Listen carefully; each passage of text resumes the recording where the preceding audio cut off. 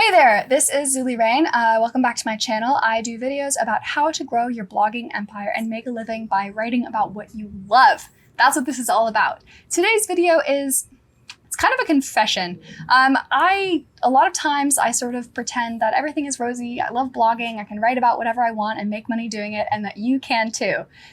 And that's true. It's just a little bit more complicated than that. I'm a firm believer in honesty, so I want to tell you what you're getting into up front. Stay tuned till the end. At the end, I'm going to share a couple of screenshots detailing exactly what I'm talking about, so that should help you get a better idea. So can I get real with you? I love my life. I love my work. I love what I do. But my biggest issue, the biggest challenge that I have as a full-time blogger is that I have to sell out. And I don't mean just selling out to like a client, like they asked me to write something, like a brand sponsorship, something, and I don't love the piece, but I write it because I'm getting paid for it. I mean that I sell out to my audience. I write what I think they're gonna want instead of writing what I want.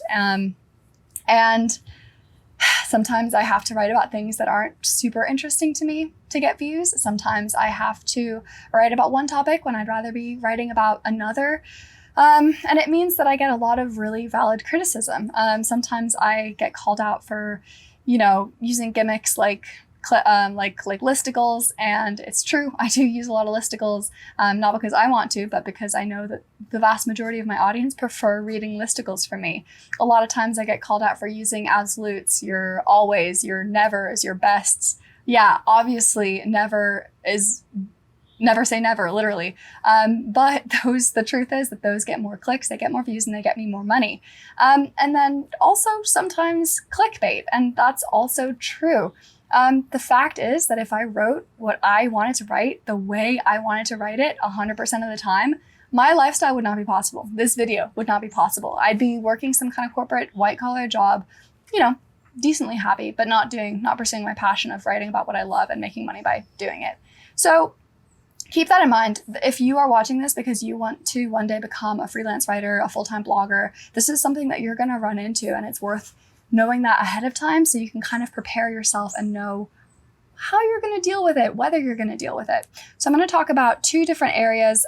The first one, I know this is mostly about like selling out for my audience, but it's also worth thinking about how you're going to sell out for your freelance clients. They're a big source of my income. Sometimes they ask me to do stuff that I don't want to do, and you should know where your lines are before you start writing. And then I will also talk about some of the misconceptions about this. And then I'll also discuss like how to balance it, how to know when it's worth it to sell out for your audience. And then finally, I will show those screenshots I explained, just sharing some stats and some analytics behind what I'm talking about so you see what I mean. So first, freelance writing. This is a big one, and it's obvious, and I think more people are prepared for the reality. Like for one example, I had a client who shall remain nameless. I no longer work for them, but they sent me articles.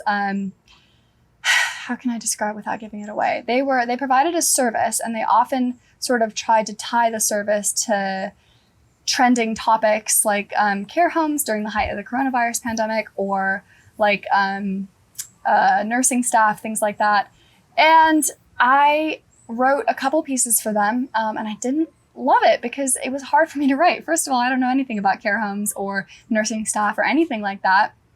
And so I found those really tricky. I found those they were short pieces, but they were taking me hours to put together. And secondly, I kind of felt dirty writing them because I was not writing them because I believed in them or because I liked the company or because I felt strongly about care homes and nursing staff, but because I wanted money. That was literally the only reason I was writing them. And I stopped working for that client because I knew I had to draw the line there. I couldn't do that. If I'd kept writing for them, I probably still wouldn't be here doing this today because it just wasn't worth it for me to do that. I slogged through those pieces that they sent me, but it cost me, and that cost I decided was too high. If you're looking at your freelance clients, just remember your interests are not aligned. You're providing a service for them. They are giving you money for work that you're providing, but ultimately they want to make money for their brand, or if they're like a digital media agency, their clients. And you're just kind of like, not a pawn, but kind of a pawn that helps them do that. If you get it's good money, but that's the price. On Medium, slightly different.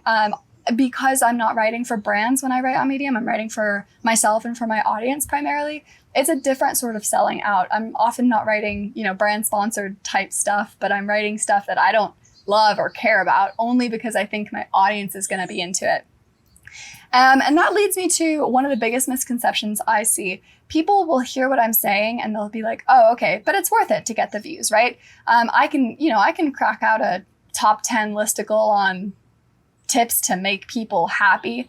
And that's the fine line that you have to draw when you're selling out for your audience. You can't write just anything. You have to write something that you have some expertise in, some value, some knowledge, some reason why you're writing this. I see so many beginners sell out really before they have to and start writing stuff like, top 10 tips for a long relationship or something like that. And, they're like 17, they're kids, or 5 psychological hacks to make friends. And like, they're not psychologists. They've topically quoted some scientific studies, and you can tell they don't really care about it. They're only in it because they think it's going to get them clicks. And that sucks even more because you won't even get clicks. You won't even get views. You're competing with 10,000 other people who can write about it better than you can. So you sell out for nothing, literally nothing. And that sucks so much. If you're going to sell out and get views, at least let it be something that you're going to earn money from, if nothing else. So that's really hard. I do recommend paying attention to what your audience wants. The line is tough, but it's there. Try to figure out what your audience wants, where your audience is. So on Medium, that means doing a lot of research on the tags page. I did a whole video about that. I'll link it here. But it also means paying attention to what your audience wants from you. For example, I love to write culturally think pieces. My audience does not love to hear them from me. That's my perpetual struggle. Sometimes those do well, sometimes they don't. But what they really, really like are the freelancey, psychological, hacky type things from me. And I like writing most of them, but sometimes I want to change, and my audience does not like it when I change that. It's frustrating. So that's something that you need to be ready for when you're a freelance writer or a full-time blogger. It's the fact that you will have to write things that you don't love. You will have to write things that pay the bills in order to write things that won't pay the bills. And I said I'd share some screenshots, so I'll post them here. You can see this story. I loved writing this story. The story meant the world to me. I researched it so thoroughly. It took me a couple hours, nearly a whole day to put this together. And it was fun to write. I was engaged. I was thinking hard. And I feel like it's really, really well written. It's not gimmicky. It's good writing. And then here's another piece that went viral. I sound annoyed. I should be so grateful. I love getting money for writing stuff like this. But it took me less than an hour to write. Okay, I did a bit of research. I cranked out this listicle. I wrote it from deep experience, right? Nobody could have written that but me and maybe a couple of other people in my position. But I didn't write that because I'm deeply passionate about, the side hustles that will not make you profitable. I wrote this because I wanted to get money. And it worked. And that's the trade-off. It's really hard to balance. And sometimes you find yourself leaning too much towards the I want to get paid, and you end up writing stuff that you don't believe in and it doesn't have any of your soul in it. And when you've gotten to that point, then what is the point of writing at all? And I sound so dire when I say that, but it's something I've thought about. I have been on that side of the line. I'm like, what am I doing this all for? It's not for me, it's for views. I could make money easily doing something else, like any other random 9-to-5 job. Why am I trying to get views? And then sometimes I fall too far on the other side and I'm like, screw the audience, whatever. I'm going to write about whatever I want. And then I don't get very many views that month or those few months. And then I'm like, oh wait, I love writing about this kind of stuff, but I also want to pay my Wi-Fi bills. So it's hard. It's a hard line. And I think that if you're thinking about becoming a freelance blogger, a full-time writer, is something that you need to consider is your audience is the one who pays you ultimately, whether that's through ad watching, whether that's your freelance clients, whether it's people who are reading your stuff on Medium or any other writing platform, and that it's worth keeping their needs in mind, but it's also worth keeping your needs in mind too, and try to keep a good balance of what you love writing and the writing that your audience loves you to write. There's a distinction. It's going to be different for everyone. So this was a bit of a heavier one. Just something I've been thinking about because I wrote those 2 stories last week and The reception was so vastly different. So I hope you enjoyed this video. And if you have any questions about this or any other aspect of blogging or full-time writing, let me know in the comments. I love answering my comments. I go through them every single Monday.